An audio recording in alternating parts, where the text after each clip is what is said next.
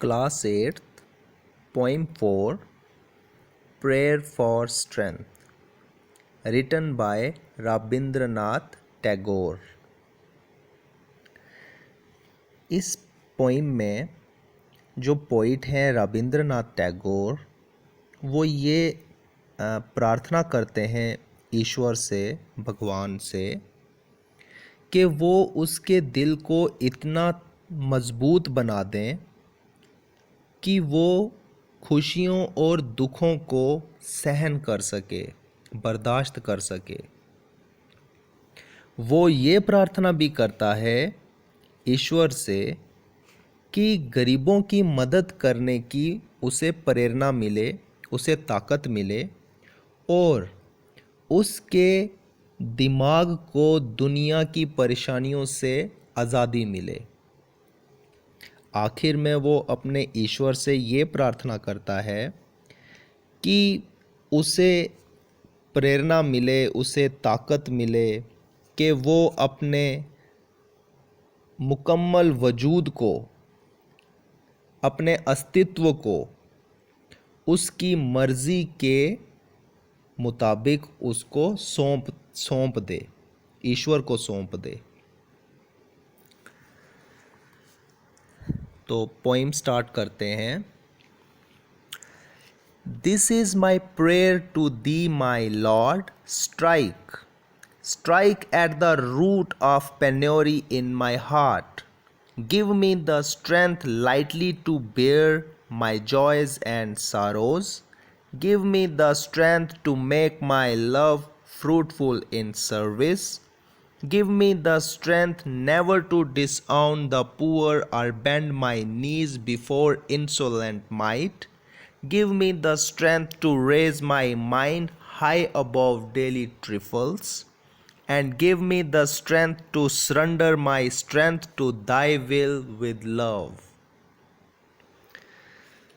तो इस पोइम में रविंद्रनाथ टैगोर पहले कहते हैं, this is my prayer to thee my lord strike.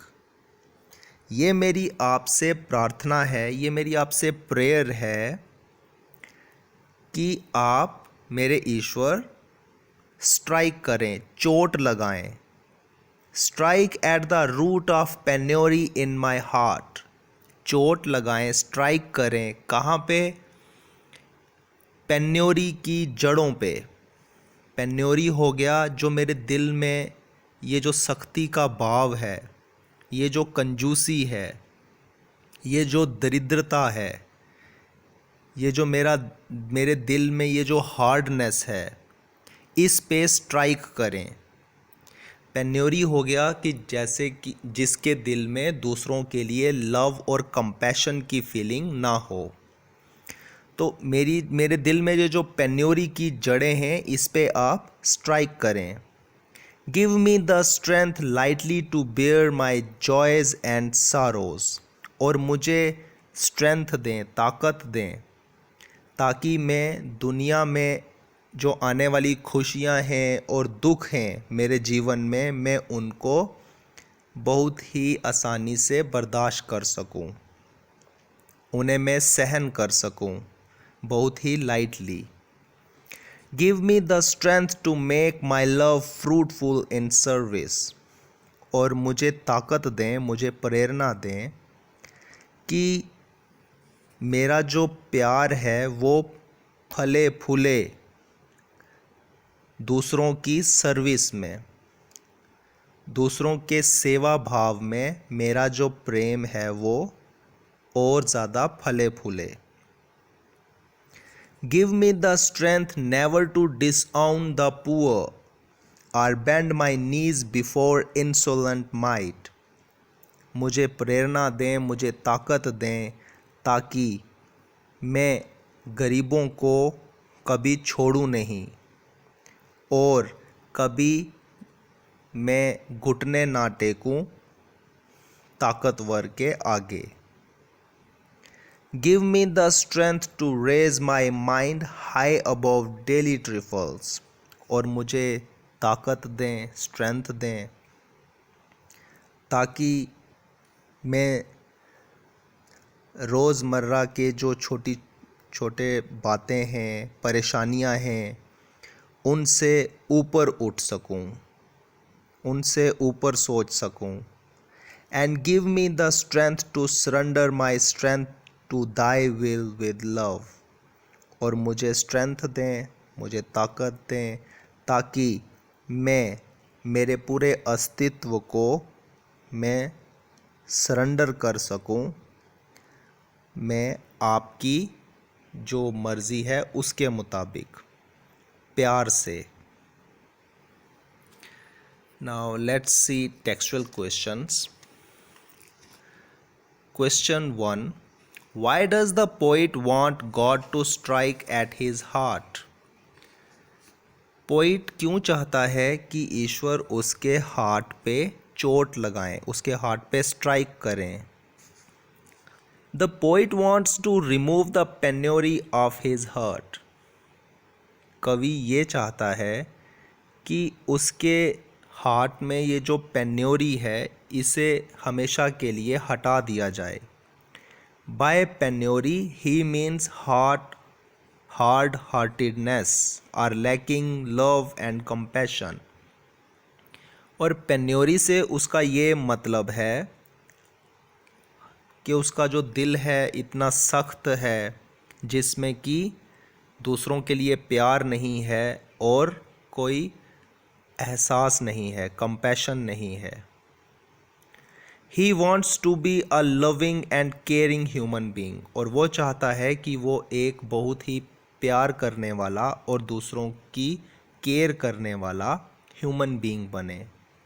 So he asks God to strike at his heart. तो इसीलिए वो ईश्वर से ये कहता है कि उसके हार्ट पे स्ट्राइक करो, चोट लगाओ। Question 2. What does the poet want the strength for?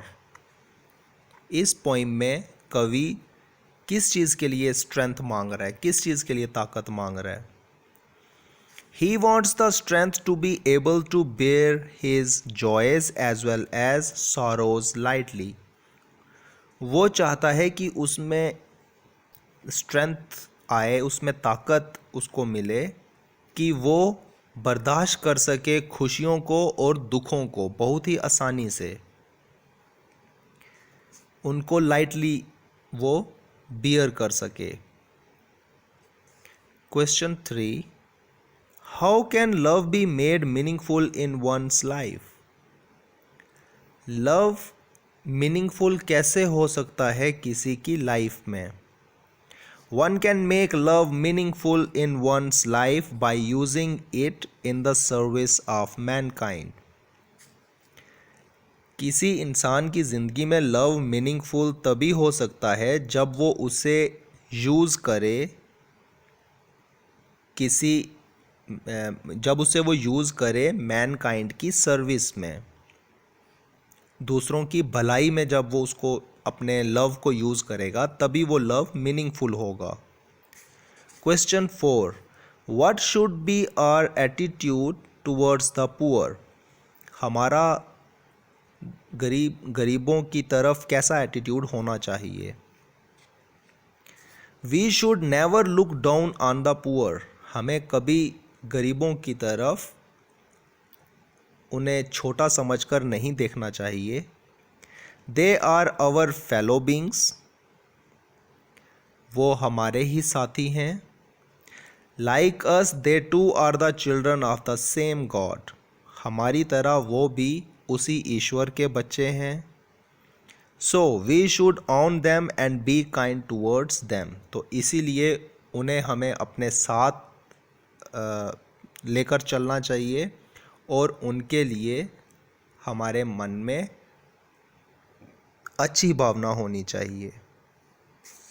Question 5. What does bend my knees signify?